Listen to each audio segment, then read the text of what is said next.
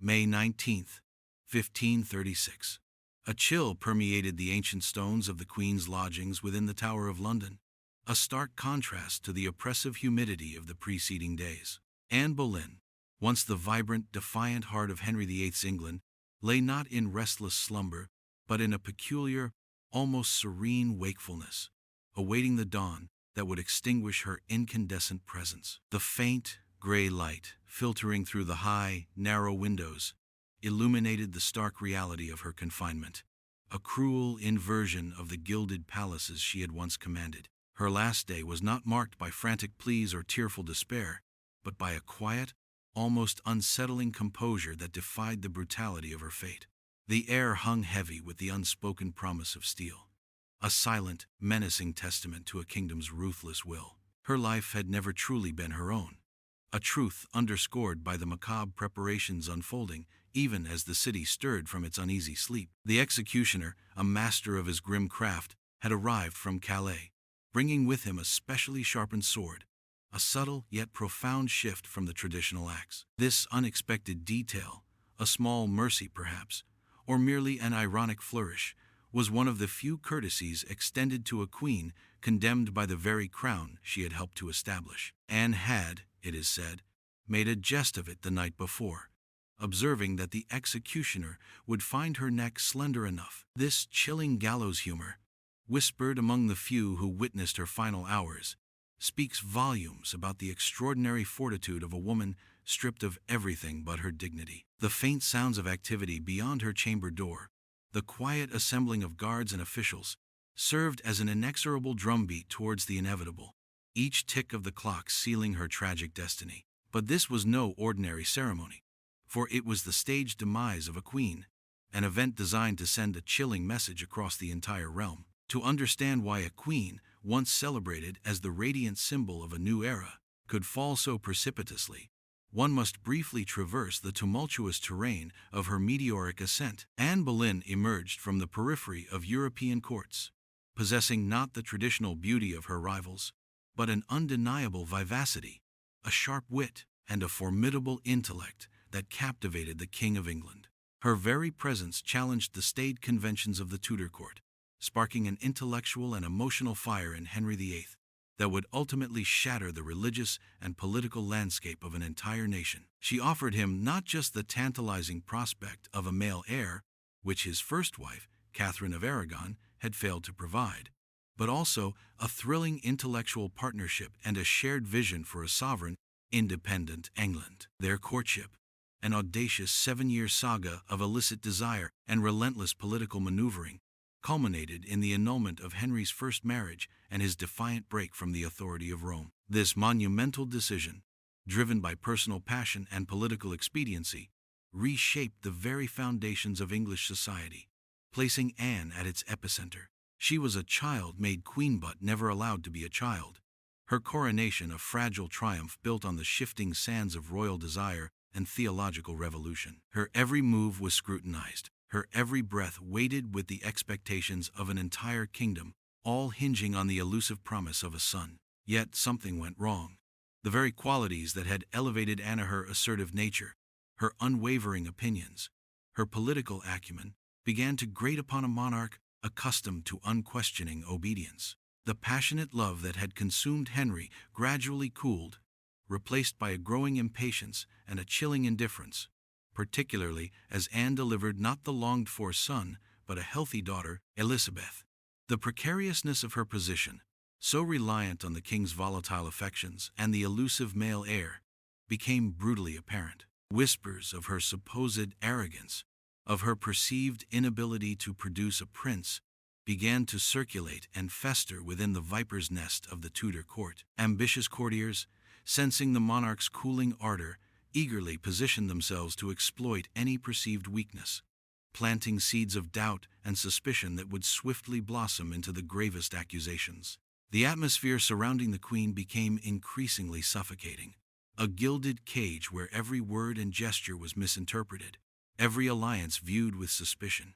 The fragility of power was never more evident than in the precipitous decline of a queen who, only a few years prior, had held the destiny of a nation within her grasp. The king's shifting desires, coupled with the relentless machinations of those who sought to usurp her influence, created a dangerous vortex from which escape proved impossible. The descent into open accusations was swift, shocking in its ruthlessness, and utterly devoid of genuine justice.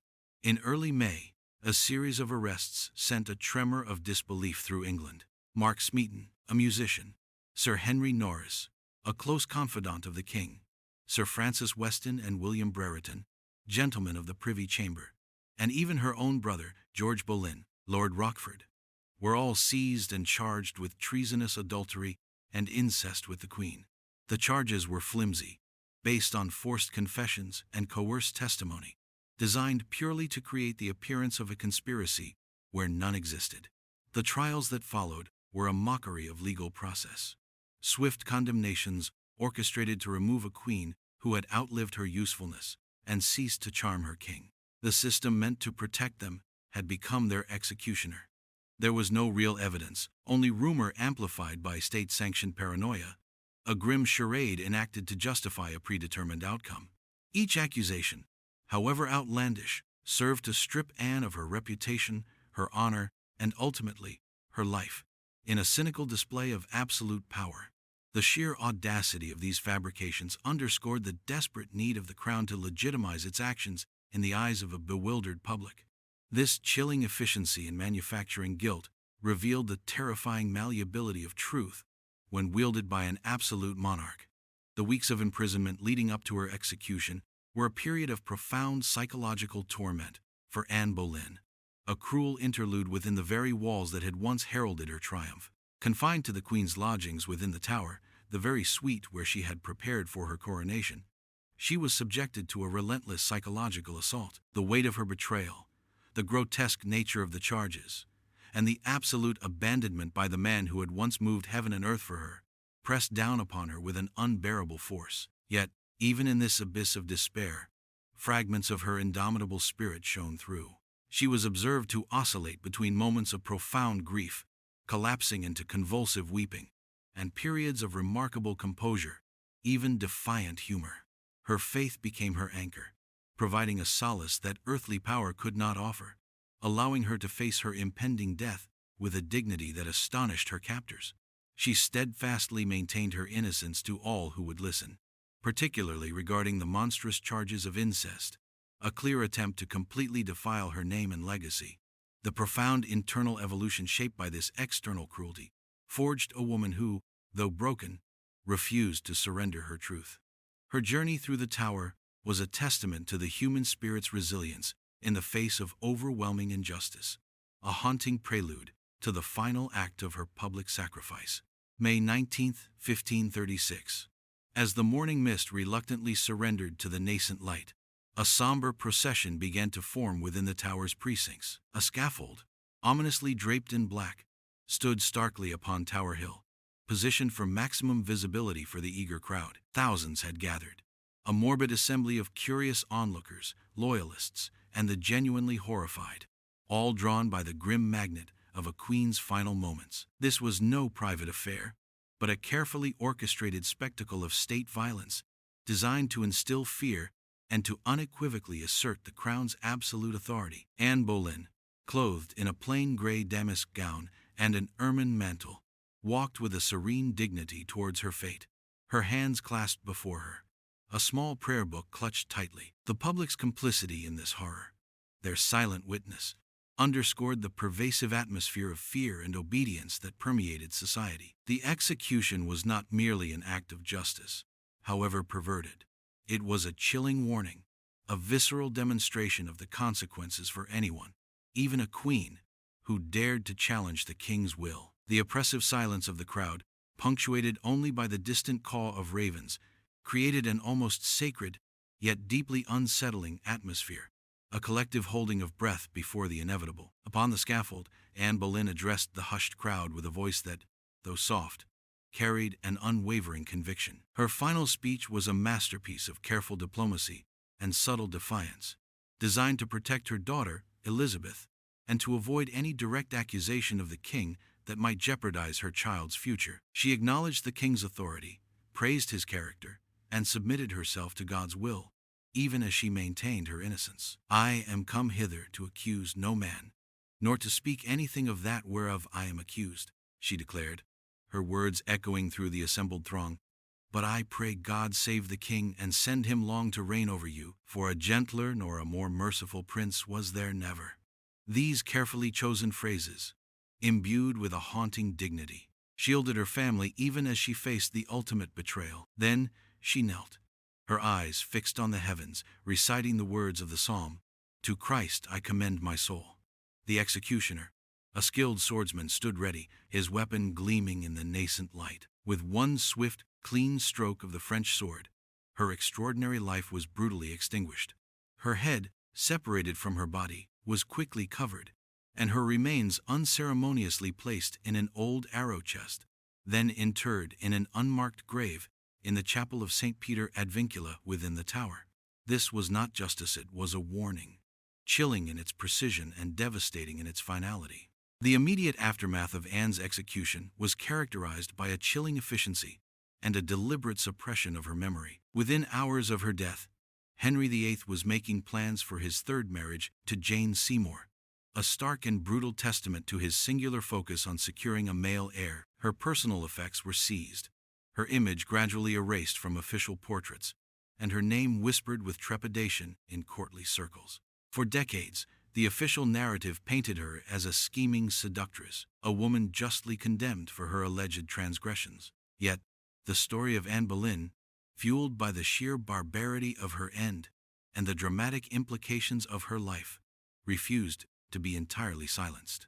Her ghost, if one believes in such things, seemed to linger within the tower, and her legend began to grow, evolving from villainous to tragic heroine. The moral inversion of her execution became increasingly apparent over time. It revealed not the triumph of justice, but the raw, unchecked fear of a monarch desperate for control and succession. Historians and poets alike would eventually begin to re-examine her narrative, chipping away at the layers of calumny to reveal a more complex, nuanced, and ultimately tragic figure. Her legacy, far from being extinguished by the executioner's blade, instead began a slow, inexorable ascent, gaining power in its very martyrdom. The enduring echo of Anne Boleyn's final day reverberates through the centuries, a potent reminder of the fragility of power and the devastating consequences of unchecked tyranny. Her story is not merely a historical footnote, but a profound ethical reflection on the mechanisms of state violence, the vulnerability of innocence in the face of systemic cruelty, and the chilling complicity of a society that allows such horrors to unfold. We must remember that Anne, though a queen, was ultimately a human being subjected to an unspeakable injustice, her private suffering amplified by the public spectacle of her demise. Her life, irrevocably shaped by the pursuit of a male heir and the desires of a mercurial king, became a tragic emblem of political sacrifice. The failure of the very systems meant to protect hearth law, the court, the institution of marriage to uphold justice or offer mercy, remains a haunting testament to human fallibility and the corrupting nature of absolute authority. Her passing serves as a somber philosophical warning.